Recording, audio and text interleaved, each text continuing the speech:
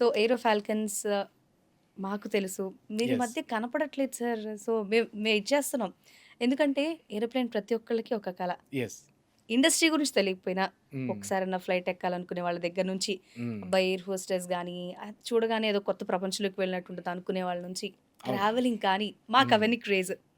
Okay. కానీ మీ craze beyond మాకంటే కొంచెం ఎక్కువుంటుంది. ఆ లైన్ కన్నా గూడా.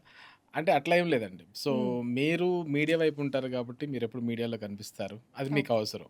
యాహ్! బట్ ఒక ఎడ్యుకేషన్ సెక్టార్‌లో ఉన్న మాకు పిల్లల చదువులు, వాళ్ళ ప్రోగ్రెస్సు, వాళ్ళ ప్లేస్‌మెంట్సు, ఆ ట్రైనింగు ఇవే ప్రపంచంగా ఉంటాయి గాబట్టి, హ్మ్. ఇంక మీడియాలో పద్దాక కనిపించాలనే ఫీలింగ్ ఉండదు. అది కూడా అందుకే మా ఏంటంటే కల గూడా వేరే అదే. ఛానెల్స్ వాళ్ళకేంటంటే ఏవియేషన్ పరంగా ఒక అవేర్‌నెస్ లేదు ఒకప్పుడు.